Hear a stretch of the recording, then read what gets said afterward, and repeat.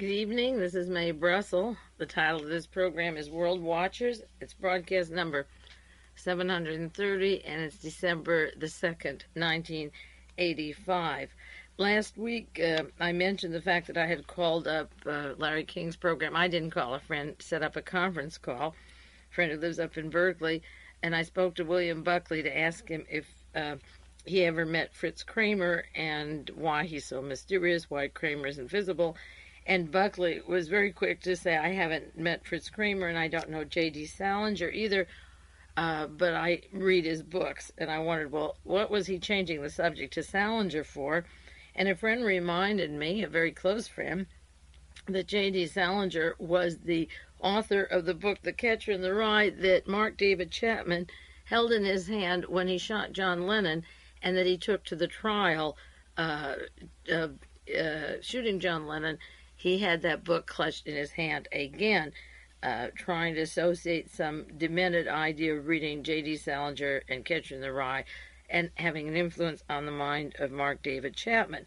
This is the anniversary of the murder of John Lennon this week, December the 8th, and that switching the conversation from KRAEMER to Salinger, the more I thought about it, I missed the point the first time, but I think it was really, really interesting.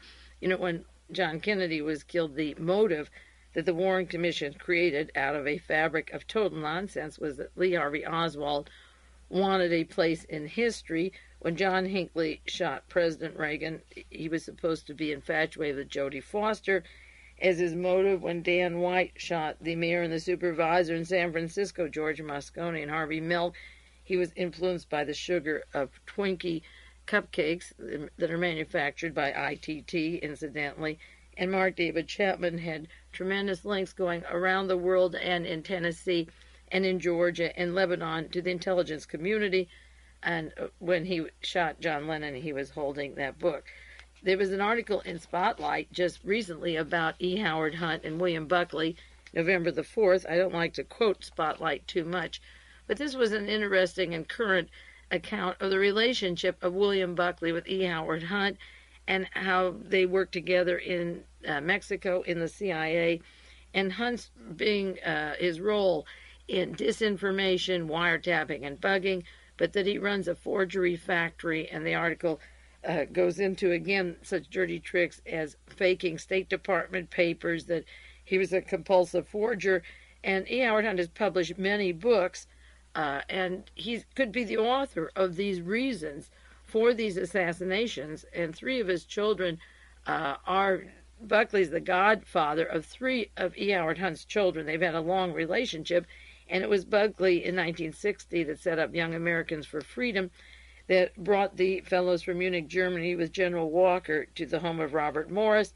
And on the board of Buckley's Young Americans for Freedom is Ronald Reagan and the late Charles Willoughby, Karl Wiedenbach from the German Army Academy, and General Walker. And they went right to Texas, to the home of Morris and the offices of H.L. Hunt. And Hunt had set up the American Volunteer Group, which was the assassination group described by Jim Hogan in the book Spooks. He makes it sound like it's a past thing they were playing with, but they've all been linked with murders and assassinations ever since that day. And the emphasis here is on the role, in this article, on the role of Buckley and Hunt working together in all their dirty tricks. And if ever there is a person that could create the fiction of Chapman being influenced by Salinger, it would be Hunt. So it's very quick and funny, and let's say maybe coincidental or synchronicity that he threw off the name of Salinger when I mentioned Fritz KRAEMER. Now, last week on broadcast 729, I talked about a member of the OSS who worked for the Wehrmacht, Ernest von Keiser, who we always knew until the article in the Tampa Tribune was just Ernest Keiser, who turns out to be Ernest von Keiser. And I think we have to take a second look at the role that Keiser had in many of his activities, now realizing that he worked for 28 American intelligence agencies, including the National Security Council, the FBI, the CIA, and Navy Intelligence, Task Force 157, and you name it, closely aligned to the spy agencies in the United States, being from Hitler's Wehrmacht going right into American intelligence.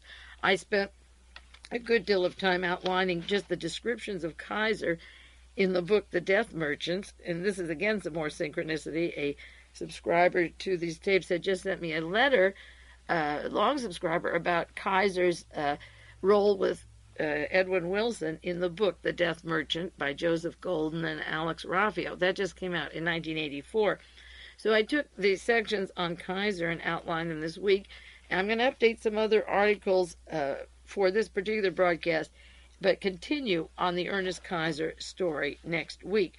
Also, the Executive Intelligence Review has a long account of the FBI, Donald Regan, the Chief of Staff, and the dope trade, and that's along the lines that I was doing last week between their connections to Sao Paulo, Brazil, to the Palermo, Italy connections, Donald Regan, and also through Merrill Lynch, and also George Bush's brother-in-law through E.F. Hutton.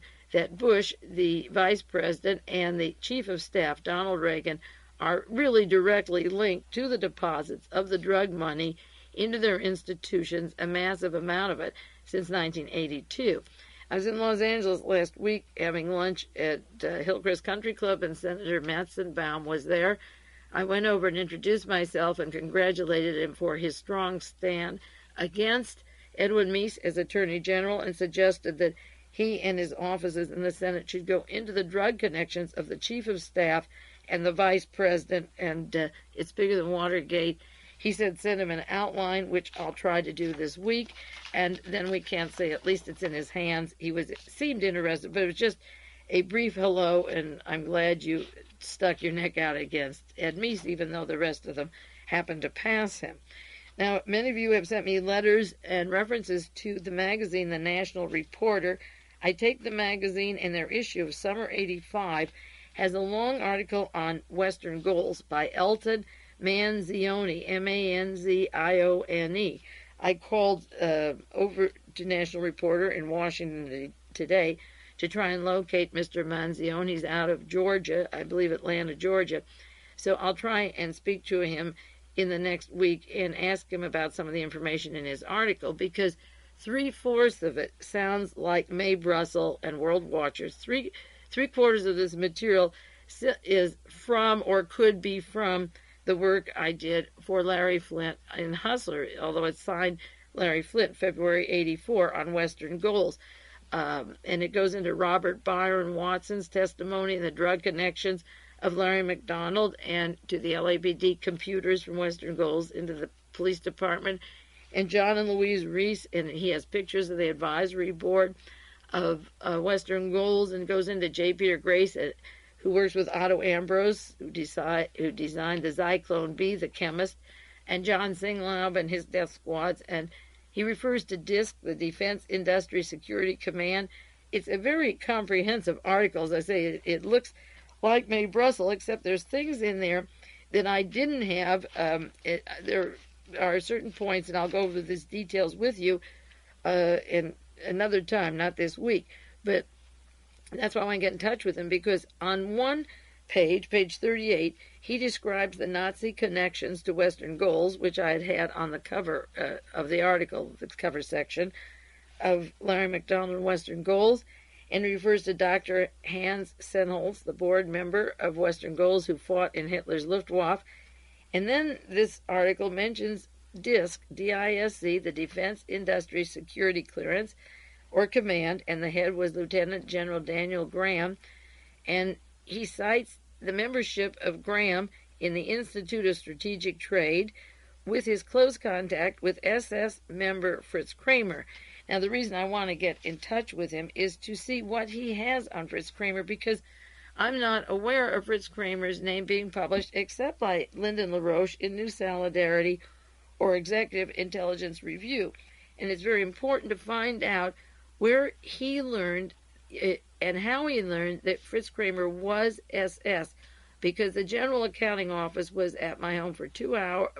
There were two men for about 10 hours 2 years ago this December, looking in for Congressman Peter Rodino, or allegedly looking in to the fact that their their mandate in Congress was to find if there were Nazi war criminals in the United States, particularly working with our intelligence system. And Fritz KRAEMER was not the only SS, like he mentions here, but he was one of Hitler's top generals, and he also was prisoner number 33 at Dachau. And in that position, he should be deported as fast as possible, and he is the mentor of Henry Kissinger and Alexander Haig, with their links to death squads, Nazis, narcotics traffic, and so forth, literally turning this country inside out to become dependent upon these things, our economy, and to waste our money onto various weapons. And now the Star Wars is their big, great plan, and Graham is in charge of the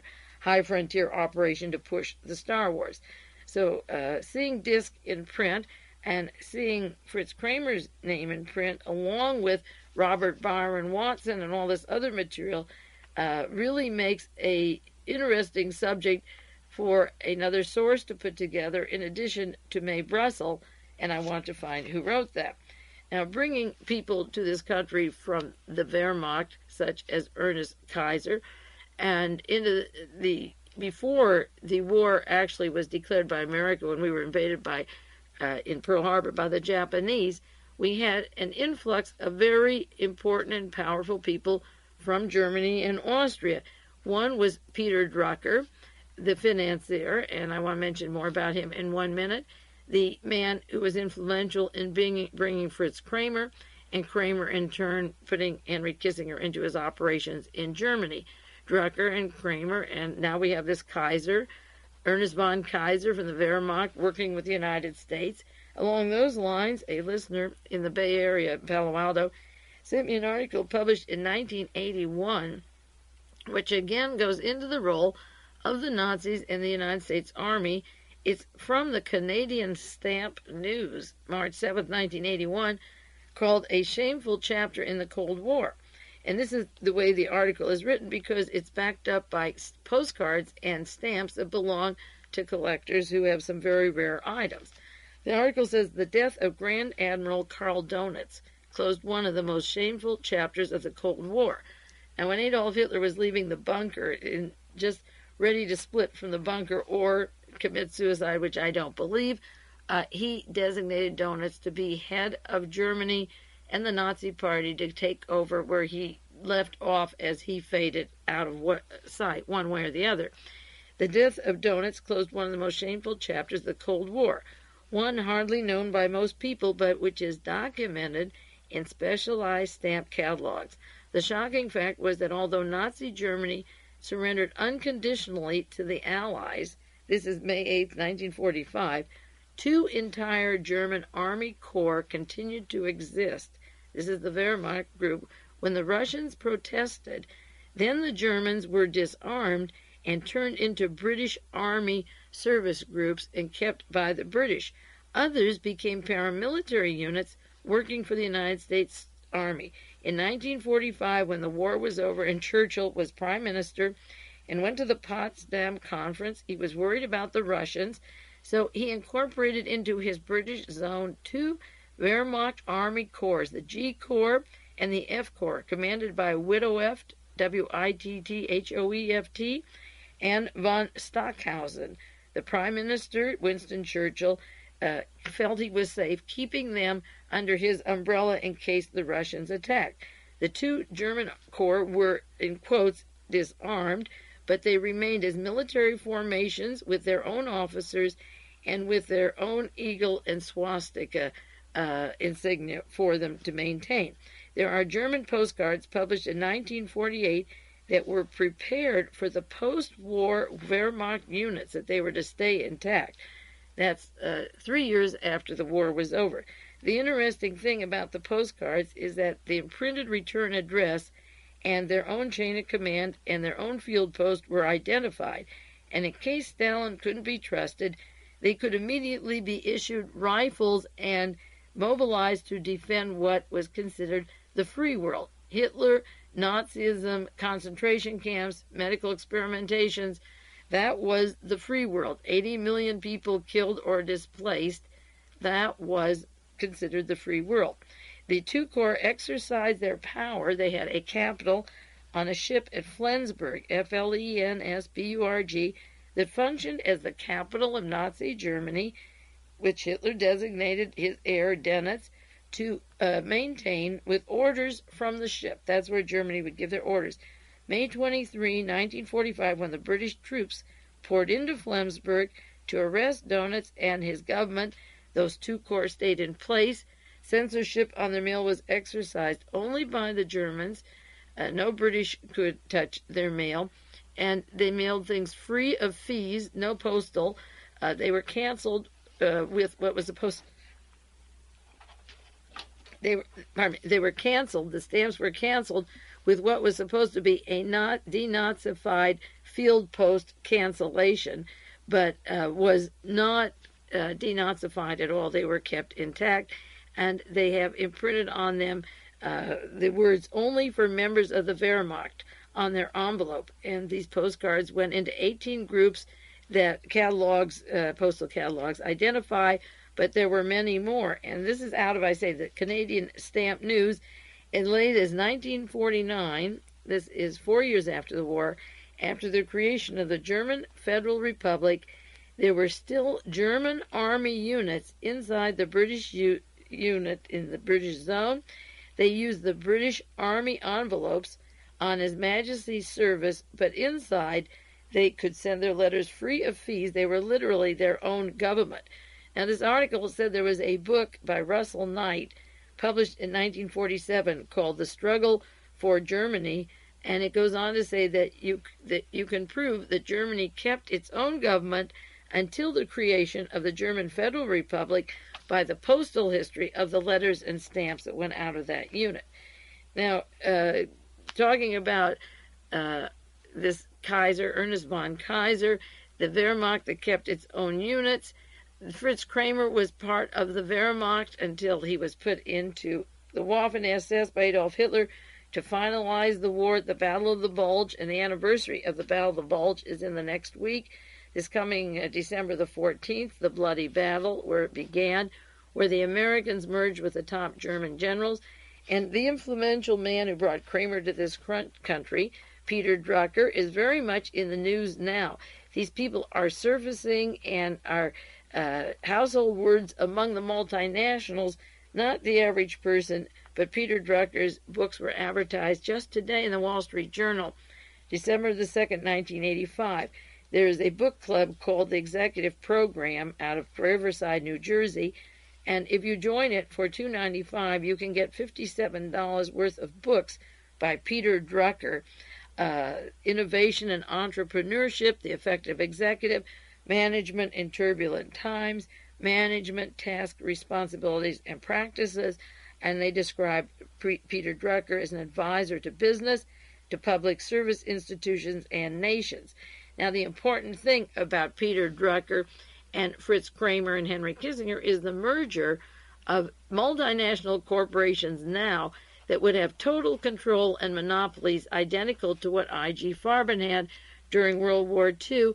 And we see the merger of the printed newspaper, the merger of the studios, motion picture studios, the merger of the radio and TV, such as William Casey's television media network taking over ABC, and Mr. Ted Turner with CNN taking over MGM.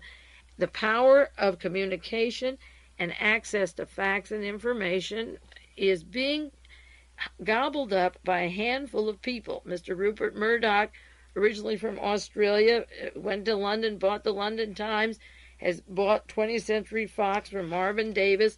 Motion pictures, newspapers, all over the world are being put in the hands of a very few people who have a lot in common. So Peter Drucker looks like a mild kind of a grandfatherly person. His picture, as I say, is in Wall Street Journal. But he brought in KRAEMER, and KRAEMER brought in Kissinger, and that is the chain of command, and Kissinger makes major decisions in every area of the world for former plans officer KRAEMER, and goodness knows if this is Hitler's top general, the SS. I've been trying to check that out. The Neighbor's Messenger had an article this past week, November 15th. A special commission on Nazis urged This is like having the Warren Commission first, then the House Select Committee on Assassinations, and then eventually having another committee. Members of Congress are being asked to have one more try at investigating the Nazis that came to this country who worked with the intelligence community. District Attorney Elizabeth Holtzman from Brooklyn, who was originally in Congress working on this subject, has accused the General Accounting Office of being painfully limited and inadequate. The House Judiciary Committee, the Subcommittee on Immigration, had recent hearings on refugees and international law, and their report in 1982, according to Representative Barney Frank, was never more than a disappointment. The General Accounting Office didn't do their work. We waited and waited. They took 3 more years to come up with very little, and Barney Frank said that he wants a bill in the House within days for an independent commission.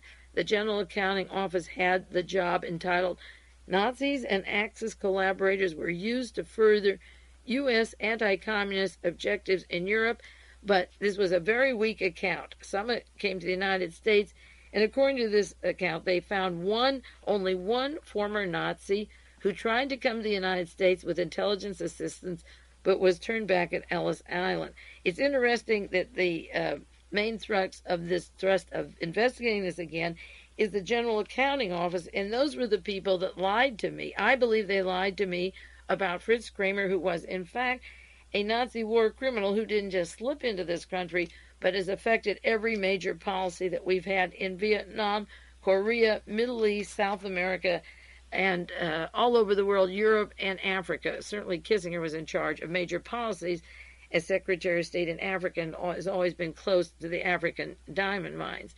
Now, the Heritage newspaper in Los Angeles, Friday, November 22nd, had a story, Wiesenthal wrapped. Benno Weiser Varon, V-A-R-O-N, a retired Israeli diplomat, said that the effort to find Joseph Mengele was hampered by misleading statements by Simon Wiesenthal. Varon was Israel's ambassador to Paraguay from 1968 to 1972, when Wiesenthal said that Mengele was living in Paraguay, and Mengele was in Brazil, and this article cites the fact that Wiesenthal was lying and that the Mengele pursuers were diverted to Paraguay when his actual residence was in Brazil. And then, of course, in February of 1979, after they had the fake burial of this poor corpse that was actually in his 50s and were to produce it later as Joseph Mengele, when the drug dealers started squealing, I cited some of them last week, what caused this stir. Then Mengele was free to travel, and then there were sightings in Paraguay. He was there earlier when he went to Argentina, and then he lived in Paraguay. And when Eichmann was arrested in Argentina in 1960, that's when Mengele went to the Stammers home in Sao Paulo, Brazil, and stayed there until he was officially buried in 1979. So this is interesting that an envoy from Israel to Paraguay is accusing Simon Wiesenthal of purposely diverting them from the search for Mengele when I did 2 or 3 broadcasts on Simon Wiesenthal and his role in close affiliation with the Waffen-SS, the Gestapo, and how he has covered up the extradition of these people or the search for them and built a fortune pretending he was looking for them. The Miami Herald had a story sent to me. It was sent to me July 22nd, 1985 is the date of the article, sent by David Miller, who's done wonderful work on the Nazis in the United States government. It's titled Nazi Hunt Barred the Jews. Now, we knew there was one article that came out of a book, material sent to me from a fellow who studied Henry Simpson and the Secretary of War with John J. McCloy, how after the war they wanted to keep the Jews from investigating the Nazis. This is a different story. The U.S. military command in Europe in 1948 barred immigrant American Jews steeped in German language and culture from any further participation in the Allied hunt for World War II Nazi sympathizers. And this memo has been in the possession of Simon Wiesenthal, but has not been prominent in the news until just 1985. Why it was hidden, I don't know. The memo was made available by the Wiesenthal Center. It said that this decision, in effect, eliminated some of the best intelligence operatives from key posts in Europe, criminals like Klaus Barbie, became part of the intelligence payroll. Now they've asked Peter Rodino again in 1985 to investigate why they didn't put Jews in who knew who the Nazis were and where they were. A memo labeled Civilian Personnel Memorandum number 21, dated March 22, 1948. This is while the Wehrmacht is still intact in American and British Army units, kept full intact with their own swastika and eagle. 1 year earlier than Germany had its own republic in 1948, the document said that any American civilians henceforth hired as intelligence agents or criminal investigators for other sensitive positions will be required to have lived in the United States for 10 years. That means that nobody could work for the United States intelligence finding Nazis unless they were here at 1938, which means that they had no way to identify or picture Nazis such as Fritz KRAEMER and Henry Kissinger during the Battle of Bulge or what they were doing. Nobody could be used to identify these Nazis. Walter R. Bass, 73, a retired fashion designer living in Los Angeles, said he came upon the memo in his files and turned it over to Mr. Cooper of the Wiesenthal Center. A retired fashion designer kept a memo that no Jews could work with American intelligence to find Nazis unless he was here in 1938. Interesting to know how he had access to this document. No other official from the period could be reached to confirm the authenticity. The policy appeared to have been aimed at Jews who, like himself, came from Europe to escape Hitler in the late 30s. This is like Drucker and KRAEMER. They came to escape it, returned as U.S. citizens to fight in the war and help in denazification when the war ended, but they weren't allowed to help because you couldn't denazify. He had to be here from 1938 before. He said, we thought it was a very unjust, and because of the 1948 memo, his contact as a civilian investigator with the military government in Germany was not renewed because of the policy. There were no overt protests at the time. He did not realize the severe consequences the policy might have until he read recent reports of Nazis wanted for war crimes coming to the United States, or like Barbie, working for the United States after the war. The memo was signed by Lieutenant General C.R. Hubner, based the policy on a requirement that personnel who occupy intelligence and investigative and sensitive material have to be impartial, and they cannot hate Nazis or have a reason to hate Nazis, or that would be impartial. You have to not know what a Nazi is, I suppose, to work on a committee to find Nazis. That's a nice catch-22. Another story from B'nai Messenger this week, anti-Semitism breaks out in Uruguay. On the walls of various buildings and factories, there's signs, Hitler was right, too bad he is not here, and anti-Semitic pro-Nazi propaganda. Uruguay is where Dan Mitrione came from, worked with the United States training torture down there. Licio Gelli is allegedly in Uruguay, and Reverend Moon has tremendous financial holdings in Uruguay, and now the resurgence of the Nazis is coming out in the factories and painted on buildings out of Montevideo and other areas, and you'll see more of that in South America as these members of WWII, such as Moon, with their Waffen-SS and their Nazi background, emerge to resurge the anti-Semitism that they've been holding back, in quotes, until the time was right, and certainly the time is ripe. I don't mean Reverend Moon is part of Waffen-SS, but he works with members of the Waffen-SS, and Licio Gelli was a member of that, and they are down in Uruguay, I believe, at the present time. I'm going to take a 1-minute break and go back to some other single items in the news that are related that I want to update. I literally have hundreds of them, but we'll do as much as we have time for.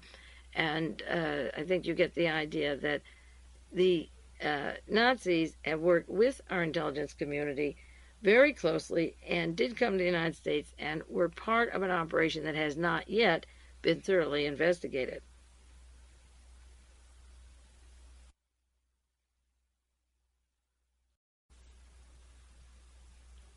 This is Mae Brussell. It's part 2 of a program called World Watchers, broadcast number 730. I just want to mention a trial that's going on up in Seattle, a group called The Order. They've been charged with racketeering, extortion, attempting to overthrow the United States government.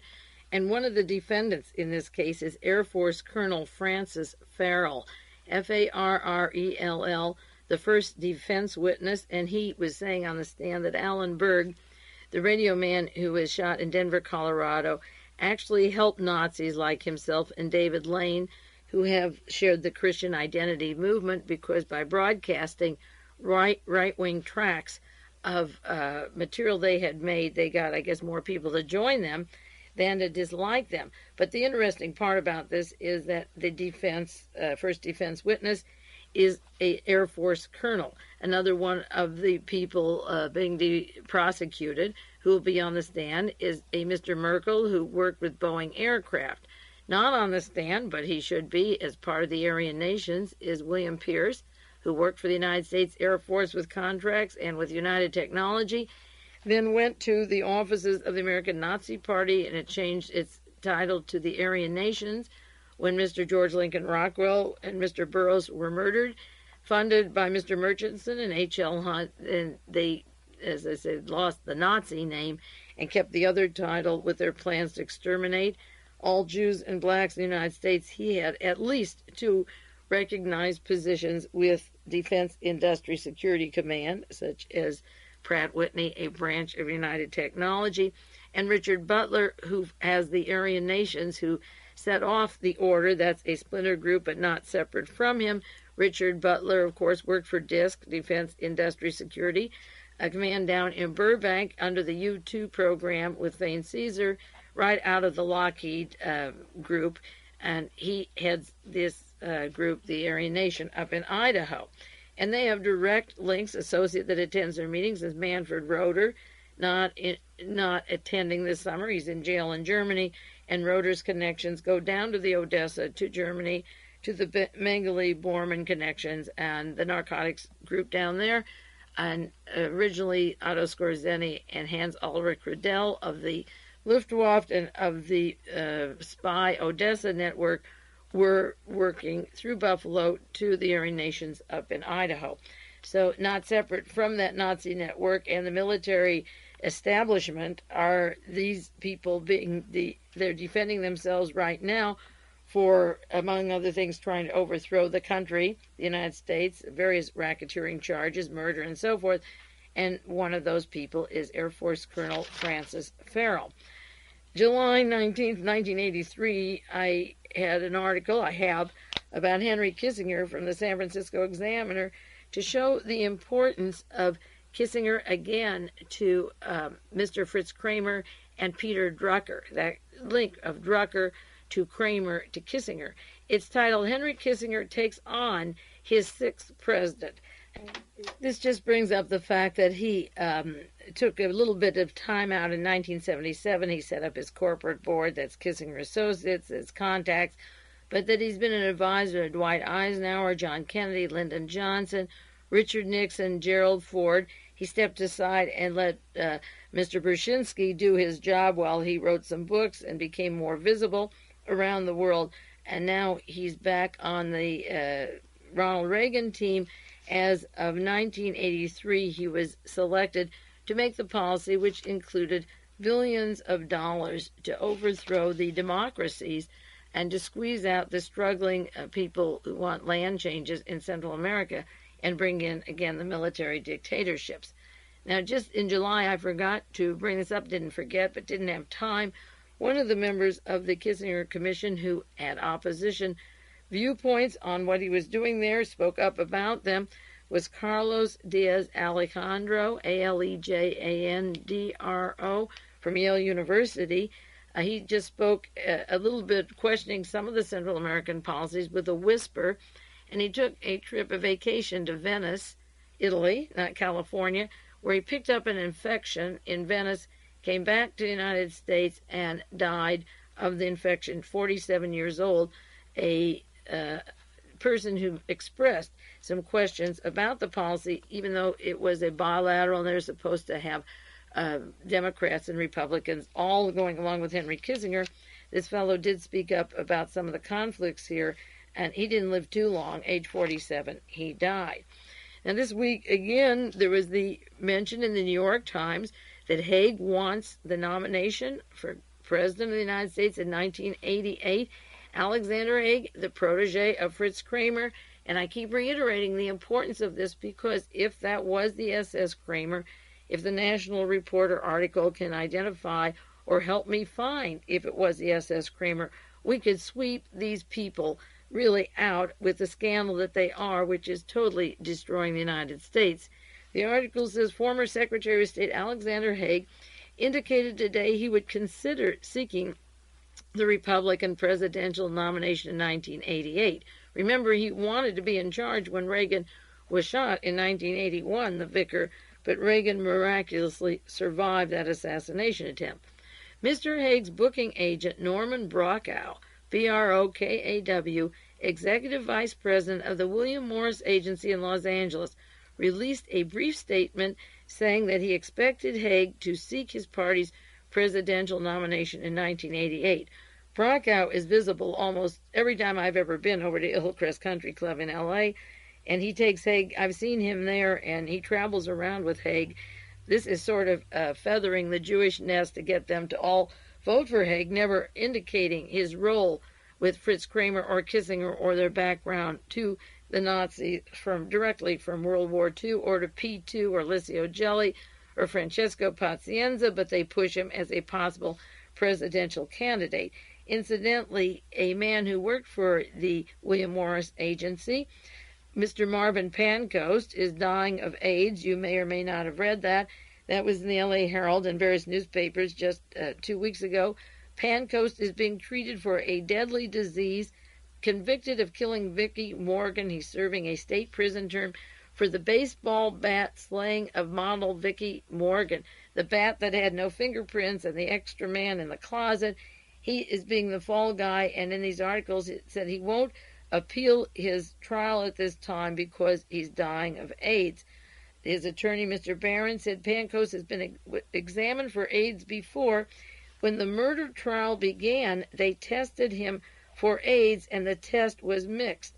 That's interesting that several years ago we weren't thinking in terms of AIDS, and the man who wiped out Vicki Morgan so she wouldn't expose Edwin Meese and cabinet members of Ronald Reagan and Alfred Bloomingdale in their various sexual hanky-pankies, they were testing him for AIDS as early as before his trial began, where he murdered the long mistress of the late Alfred Bloomingdale.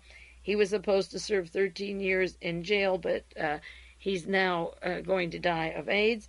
It goes on to say that he was a former talent agency clerk.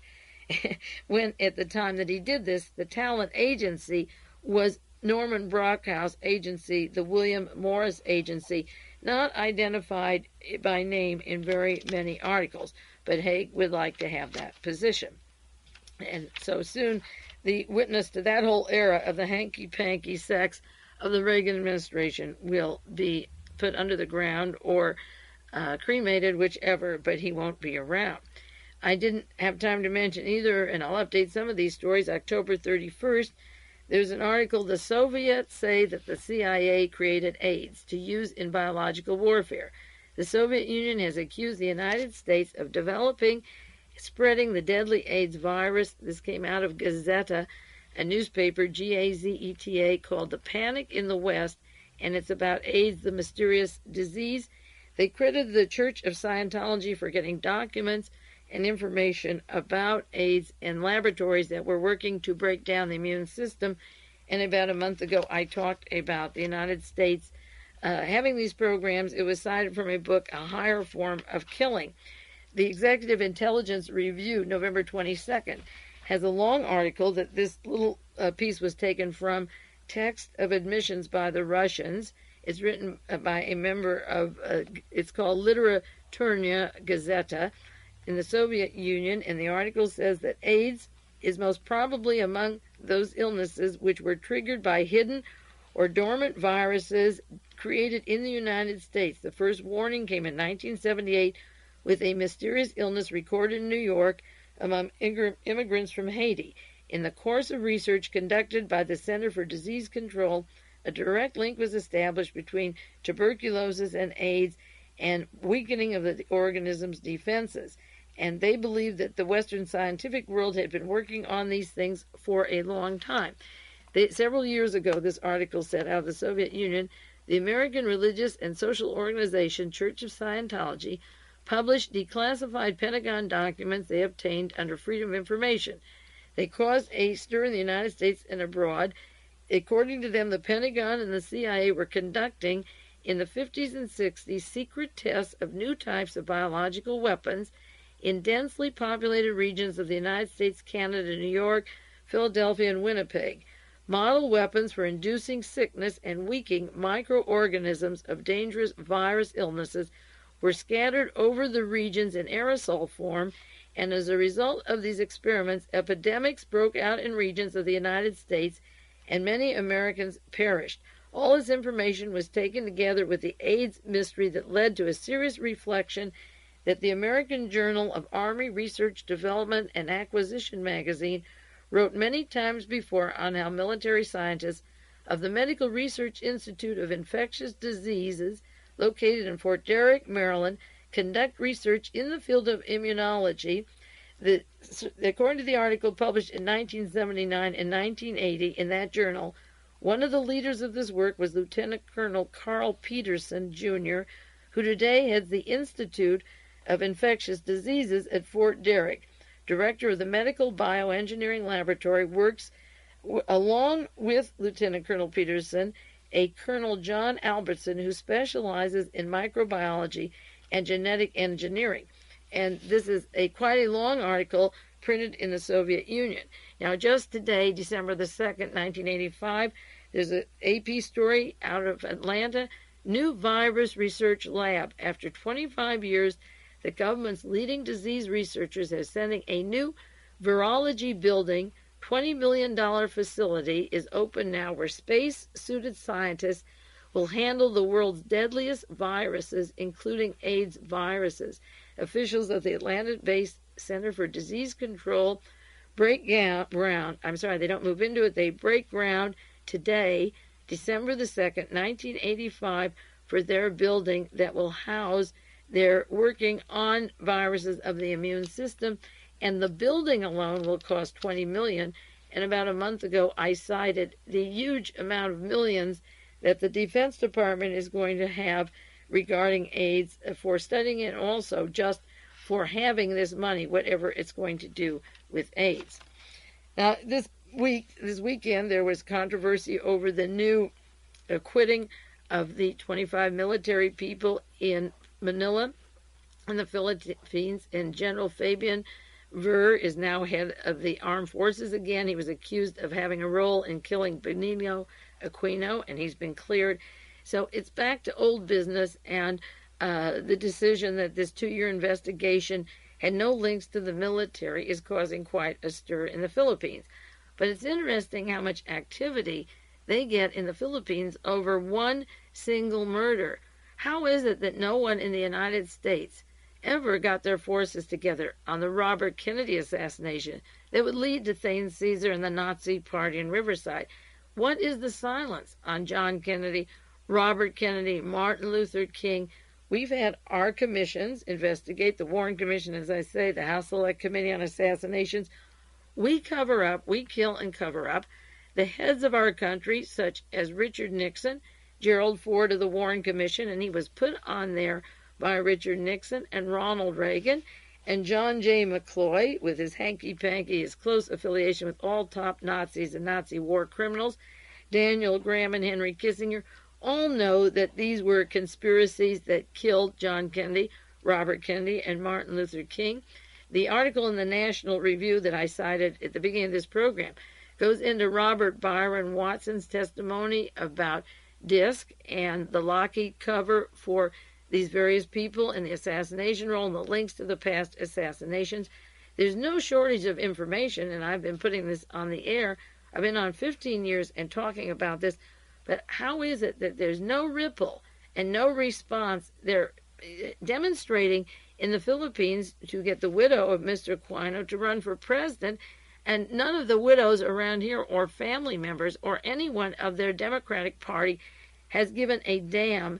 Individuals, yes. No well-known Democratic official in this government has cared that these people have been murdered, and most of the Democrats moved right to the Howard Hughes group as soon as Robert Kennedy was killed, and I said that was the end of the Democratic Party. How is it in the Philippines that they have the same emotion or energy that is appropriate to the act, and if it's covered up, they accuse them of cover-up? What is there in this country where our minds are so dormant and accept the finality, even knowing that they're telling us lies? We don't make these people accountable, and people like Alexander Haig want to run for President of the United States as a protege of Fritz KRAEMER and his whole network of Nazis, drugs, murders, assassinations of public officials. What is it that makes us sit so quietly and, we gobble one murder after the other like you eat popcorn at the movie? You get a big bucket and sit there your whole life taking one more murder as if it's entertainment. And it's really disgusting at times, because when I saw the TV and the emotion in the Philippines, I wondered why in a dictatorship they're allowed the raw emotion to be angry, and in a democracy we don't even show emotion or care. Now, the Washington Post had a story 2 weeks ago. Latin counterterrorism plans and stirs the fear of the right abuses. It's a funny long title, but the gist of it is that the State Department wants $54 million, and I mentioned it a few minutes ago, the actual $54 million to reactivate the very people who are still killing in El Salvador, the death squads, to put $27 million into Honduras, Panama, Guatemala, and Costa Rica, $26 million for policing anti-terrorist programs that are in the hands of the known death squads, and $1 million for a fund to protect and prevent activities, whatever that is. This is before Congress. They're asking for more and more money. Now, there's a play that opened up in New York 2 weeks ago. You may or may not have read reviews of it. It's called Aunt Dan and Lemon by Wallace Shawn. A review of the play, a very interesting one, was in Wall Street Journal, New York Times, and Washington Post. Maybe not the Post, New York Times, and Time and Newsweek mentioned the play. But the Wall Street Journal is particularly interesting in lieu of what they're saying. Wally Shawn is the fellow in My Dinner with Andre who co-stars with Andre Gregory.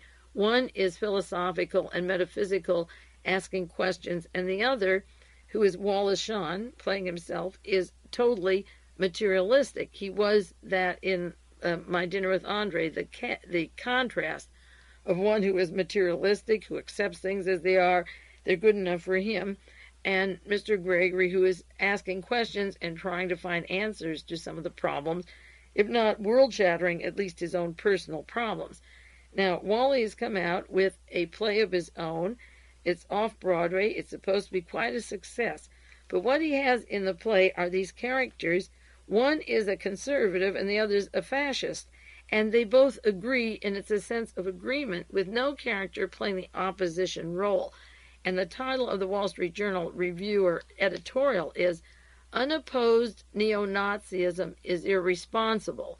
And what they want is for Wally Shawn to have a voice or an actor oppose raw fascism. But nobody ever asked somebody to oppose Ayn Rand, the white Russian czarist who was the darling of the right wing. Wall Street Journal, I'm sure adored Ayn Rand and still does.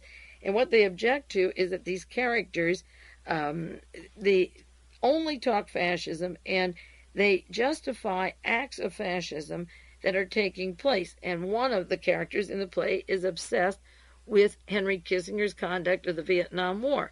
And the Wall Street Journal says, we've seen Shawn's character many times before, but Dan, that's a nickname for Danielle, a woman played by Linda Hunt, is a class by herself.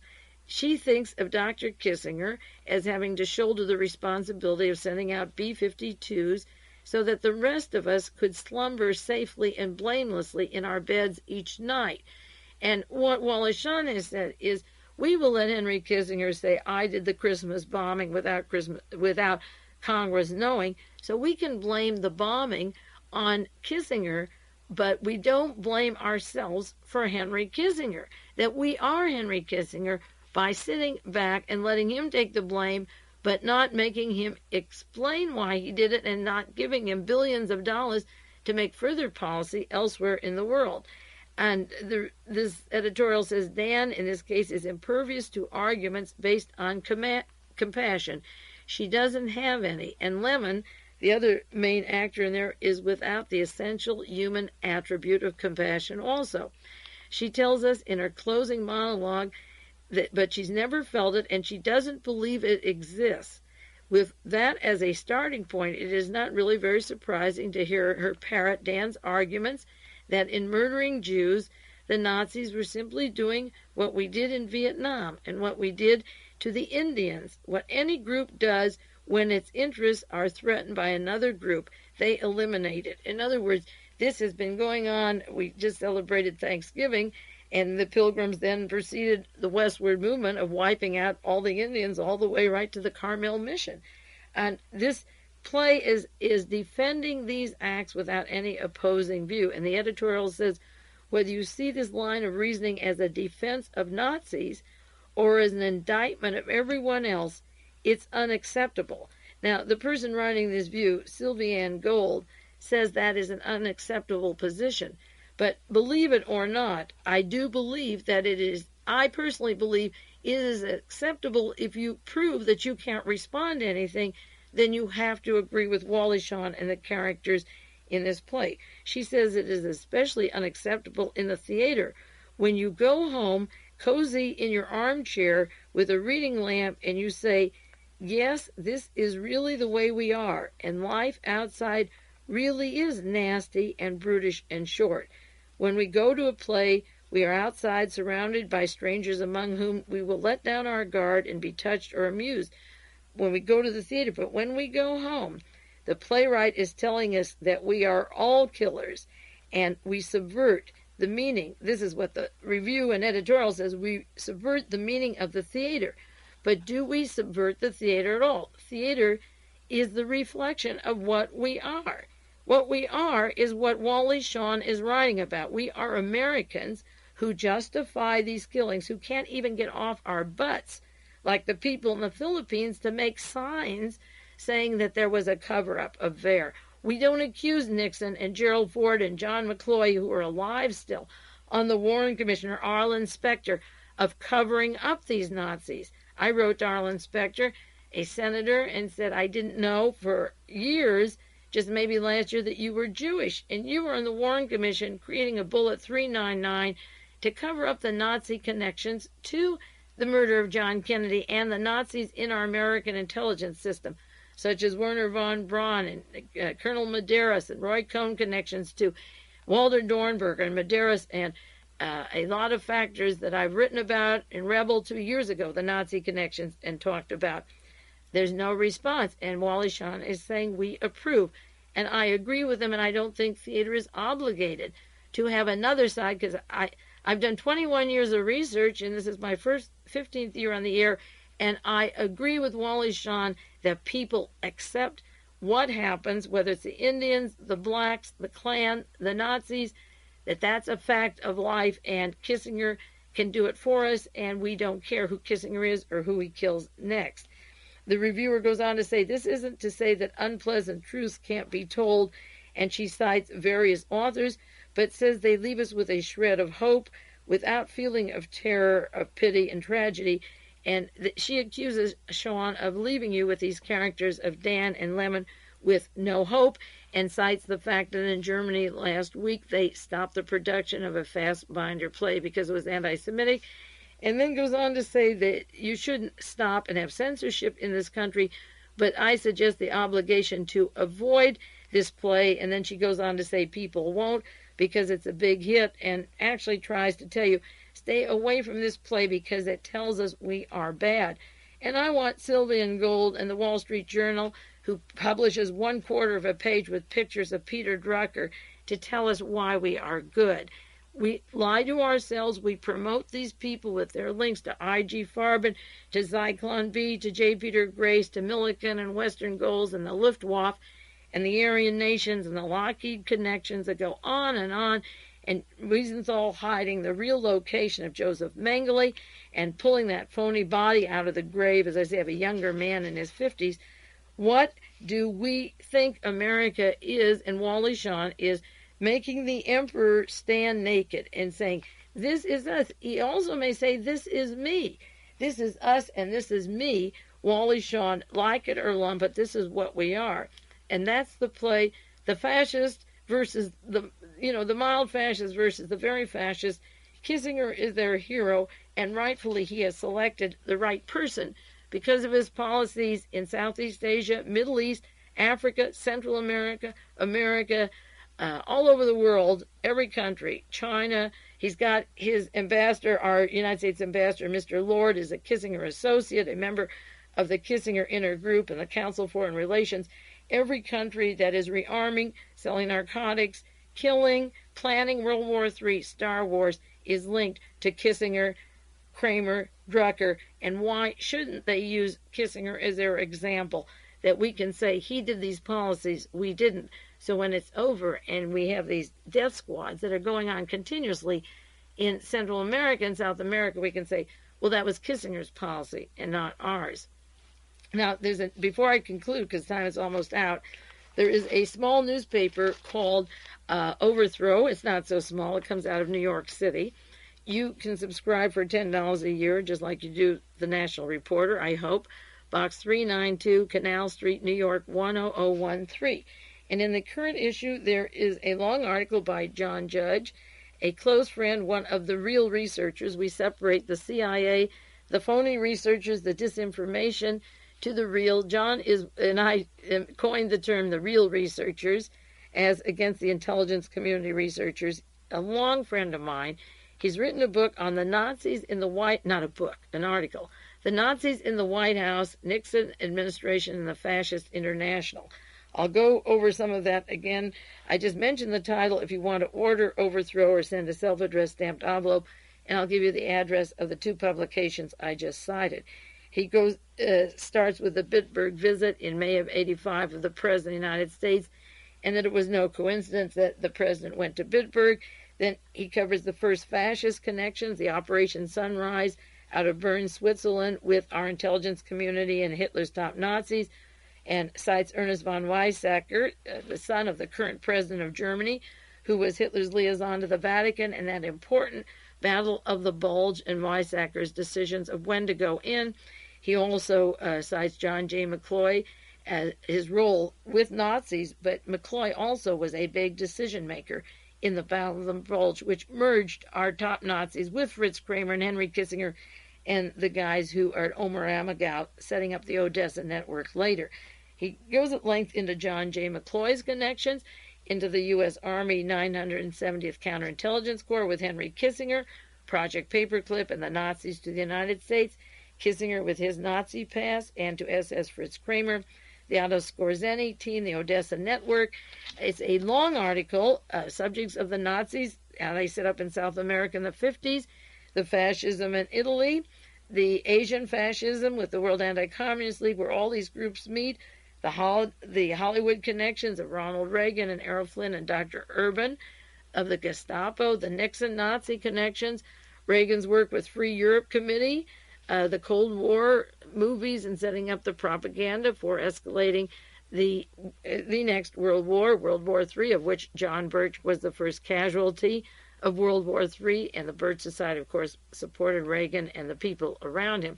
It's a long article. It's a very good article. It's in Overthrow. Again, if you need the address, write or call me if you don't subscribe to it, and I'll go into some of the details. Much of it I have covered on this program. John has subscribed to these broadcasts ever since they started, just about since 1972. It is good for you to see them in print, these names and the dates, and to follow the flow of what he's writing, and to realize that other people besides Mae Brussell and David Emery, people like John Judge, are really getting a lot together and making a major contribution. I'll continue with some of that article next week, but if you get it for yourself, I won't put too much of it on the air.